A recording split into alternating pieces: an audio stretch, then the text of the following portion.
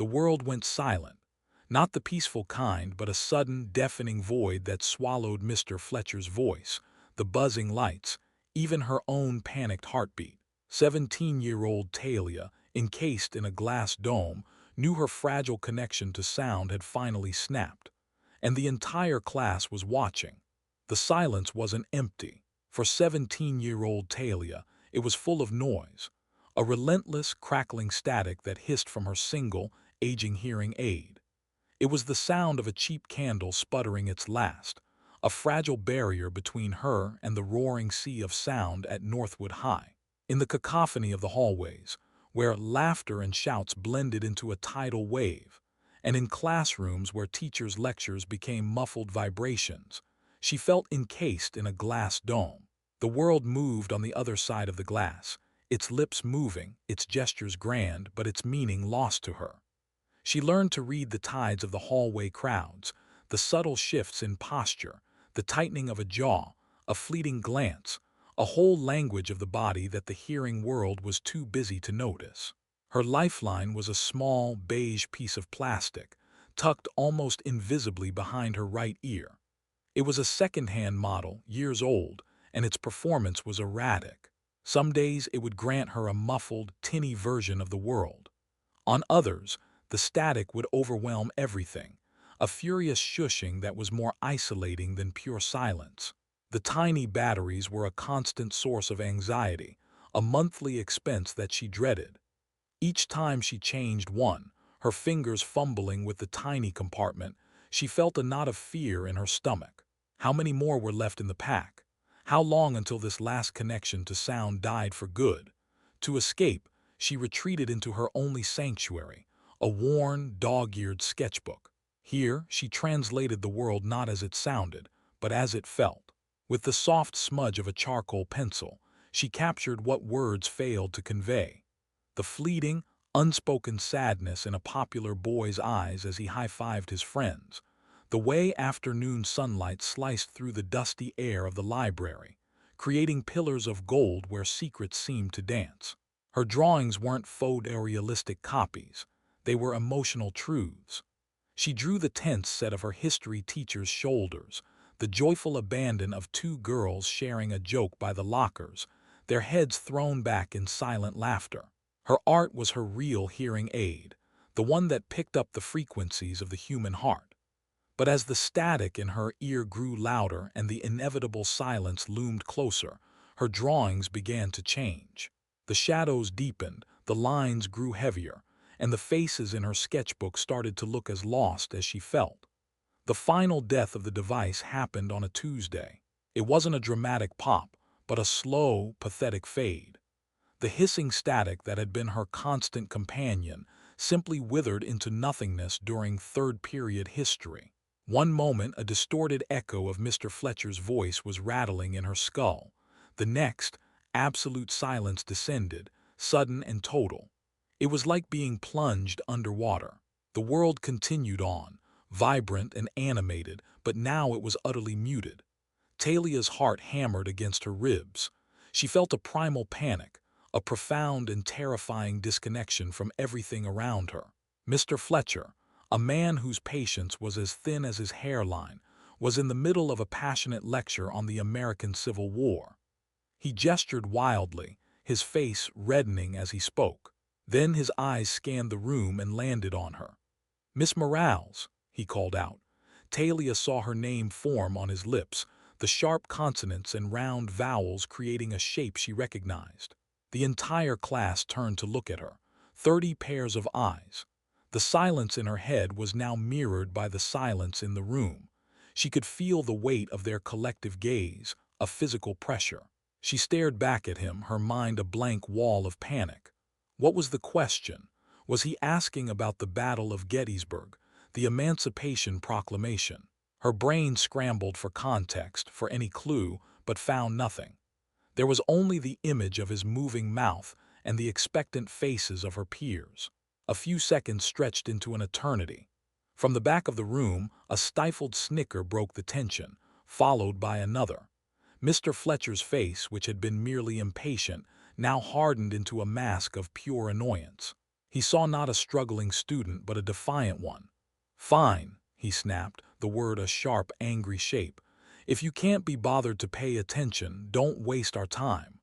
He waved a dismissive hand, a gesture of public rebuke that felt like a slap. The shame was a hot, creeping tide, rising from her chest to her cheeks. She sank low in her chair, wishing the floor would swallow her whole. The rest of the period was a blur of silent movies and imagined whispers. For the first time, when the final bell rang, she didn't reach for her sketchbook. The desire to draw, to capture the stinging injustice of the moment, was gone. Instead, she shoved the book deep into her backpack, burying it under textbooks and binders. It felt heavy, useless. The one thing that had given her a voice now felt as silent as her world had become. The universe, it seemed, had a strange sense of timing. The following Monday, Mr. Fletcher was out with a nasty case of the flu. His replacement was a man named Elias Cole. Elias was in his early 30s, with a calm demeanor and kind eyes that seemed to notice things others missed. He wore a slightly frayed corduroy jacket and had a way of leaning against the desk, as if he were having a conversation with the class rather than lecturing at them. Before becoming a teacher, he'd spent the better part of a decade as a touring folk singer, playing to half-empty bars and sleeping in his van. That life had taught him about the quiet struggles, the passions that burn brightly in unseen corners. It had given him a particular sensitivity to the unspoken languages of the world. From the first hour, his gaze drifted to the girl in the corner, Talia. He saw what Mr. Fletcher had failed to, not defiance but a fortress. Her silence wasn't empty, it was defensive. Her eyes, when they briefly met his, were full of a wary intelligence, a quick and guarded assessment before flicking away. He noticed how she never participated in discussions, how her shoulders were perpetually hunched, as if bracing for a blow. He also saw her hands. Below the surface of her desk, her fingers were in constant, graceful motion, tracing invisible shapes on the worn denim of her jeans. Elias didn't call on her. He didn't try to force his way into her quiet world. Instead, he made a quiet effort to reach it. When he spoke, he made a conscious effort to slow his pace, to enunciate clearly. And most importantly, he used the whiteboard. He filled it with key terms, dates, and simple diagrams, creating a visual map of the lesson. He'd write a name, Abraham Lincoln, and draw an arrow to a date, giving her a lifeline of context that she clung to gratefully. On Friday afternoon, the final bell shrieked through the school, a sound Elias felt more than heard in the sudden exodus of teenagers. Students exploded from their seats, a chaotic symphony of scraping chairs, slamming binders, and jubilant shouts. In her haste to be swept away by the tide and disappear, Talia, still shrouded in the fog of her frustrating week, didn't notice her most precious possession slip from her lap. The sketchbook, her silent confidant, slid under her desk, coming to rest in the shadows. Elias was tidying his lectern, stacking stray papers and erasing the last of his notes from the board when he saw it. A simple black-covered book, its corners softened with use. His first instinct, born of respect for his students' privacy, was to take it straight to the lost and found office. He bent down to pick it up, but as he lifted it, the book fell open to a random page. He caught a glimpse and it stopped him cold. It wasn't just a doodle. It was a fully realized work of art, stark and deeply moving. The drawing depicted the school's gymnasium, but it was utterly empty. The only light source was a high, arched window, from which a single, dramatic beam of light fell onto the polished floor. In the center of that light sat a lone basketball, its shadow stretching out like a grasping hand. The texture of the worn leather, the gleam on its surface, the profound sense of stillness, it all conveyed a feeling of such intense, aching loneliness that it took Elia's breath away. It was a cry for connection, rendered in graphite and shadow. He felt a pang of guilt, but his curiosity overrode it. He gently sat in the student's chair, and with a reverence he'd normally reserve for a museum piece, turned another page. Then another. Each drawing was a revelation.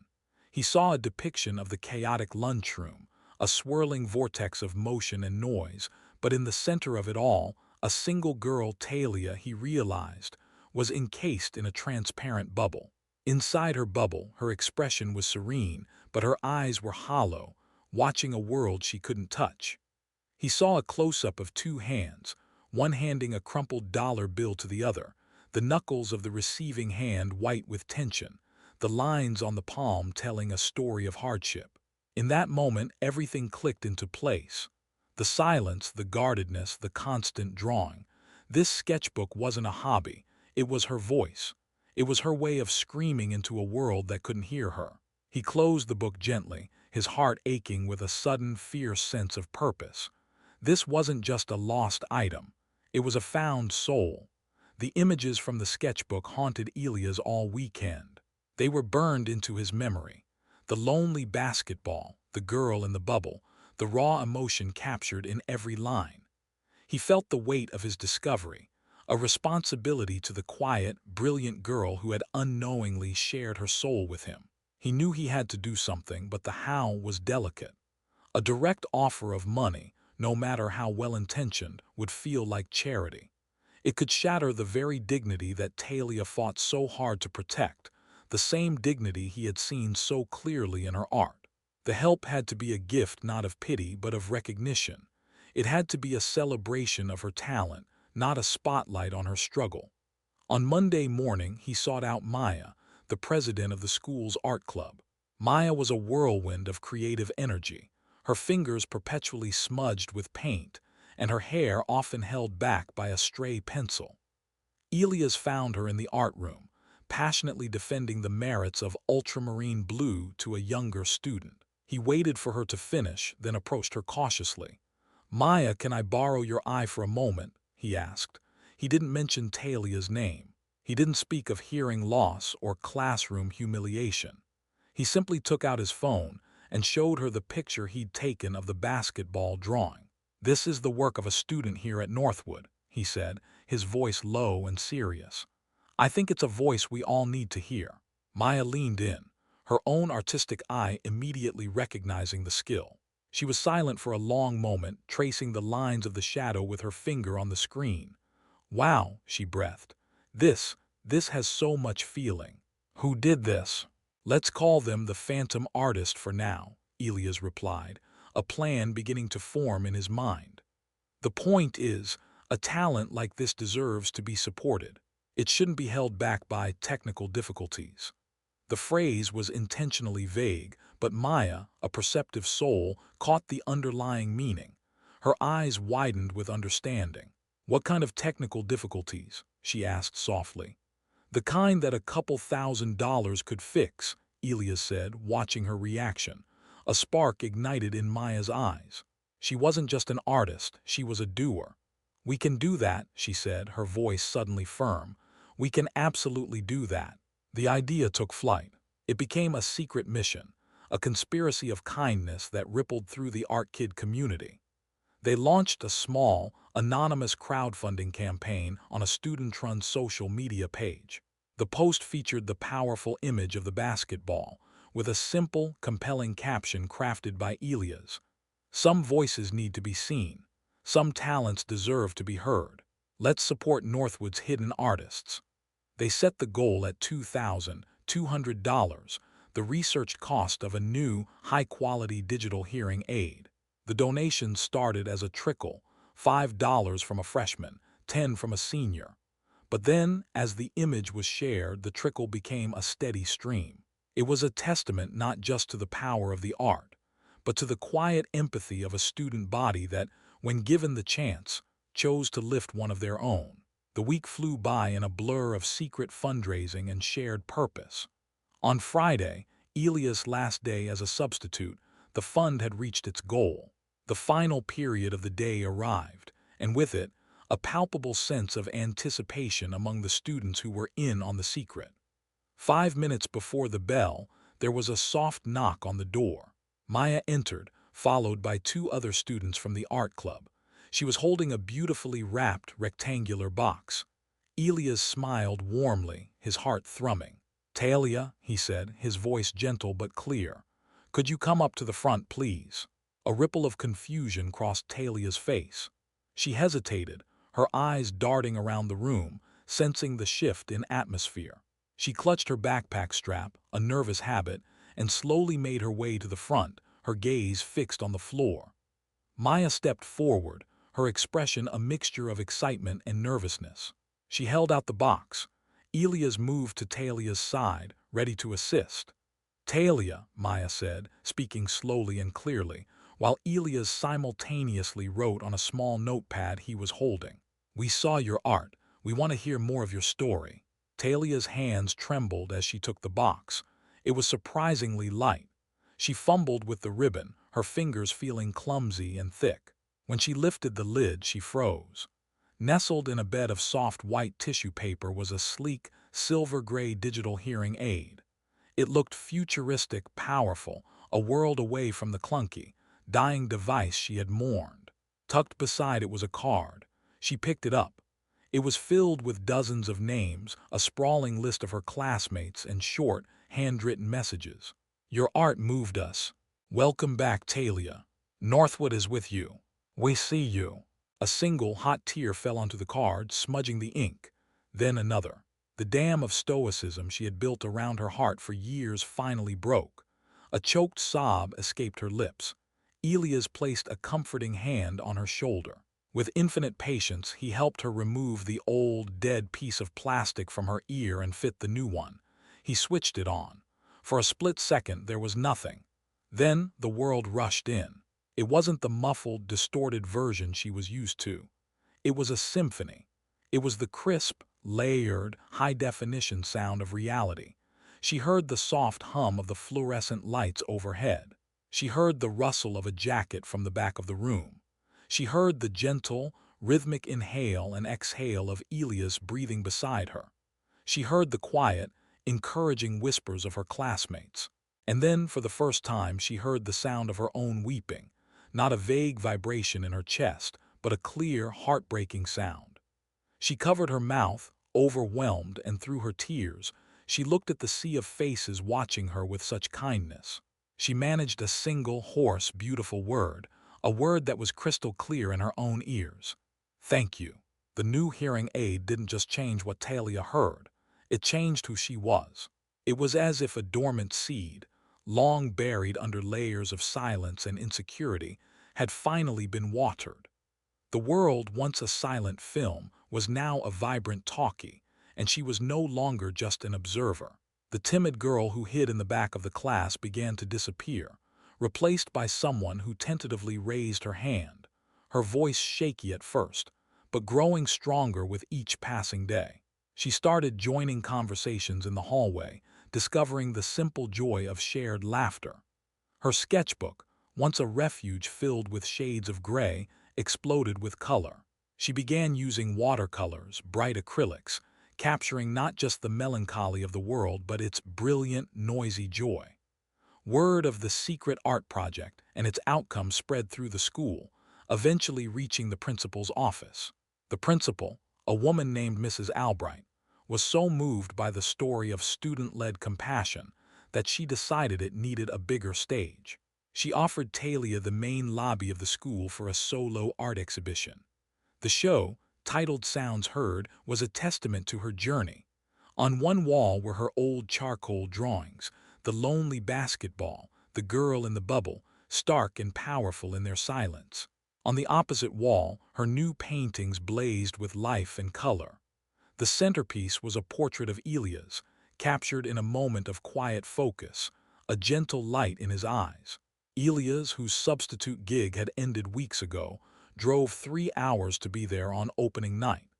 He saw Talia standing in the middle of the crowded lobby, not hiding in a corner, but actively talking to students and parents, explaining a piece, her face animated and bright. Their eyes met across the room, and she gave him a smile so full of gratitude and light that it felt like a physical warmth. The story was picked up by a local community newspaper, and that small article, folded on a coffee shop table, happened to be seen by an admissions officer from the Rhode Island School of Design. A few months later, a thick envelope arrived at Talia's house.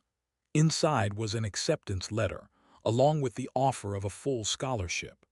The final scene is not in a crowded high school lobby, but in the quiet, sun-drenched space of a university studio in Providence. Years have passed. Talia, now a confident young woman, stands before a large canvas, her hair tied back, a smudge of cerulean blue on her cheek. The light from the large industrial window illuminates the dust motes dancing in the air, a sight she once would have drawn in charcoal, but now sees as just one part of a larger, more colorful world. On her workbench, two objects sit side by side: a state-of-the-art sketchbook filled with complex anatomical studies and vibrant cityscapes, and the silver-gray hearing aid that started it all. It's her touchstone, a reminder of where she came from and the kindness that propelled her forward. She's working on a new piece, a departure from her earlier work. It's an abstract painting, but the central image is clear. One hand, rendered in cool, shadowed tones, reaches out from darkness. Another hand, glowing with an inner warmth, extends to meet it, passing an orb of brilliant golden light. It's a painting about connection, about grace, about the moment a single act can change everything. Her phone buzzes. It's an email from Elias.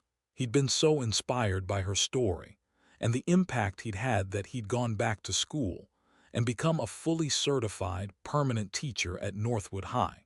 He wrote that he kept a print of her lonely basketball drawing framed on his classroom wall.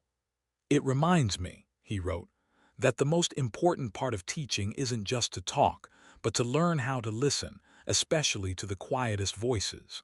You taught me that, Talia." Talia smiles, a genuine, easy smile. The circle was complete. The kindness she had received was not a debt to be repaid, but a gift to be carried forward, a light that now shone through her art, ready to be passed on to someone else.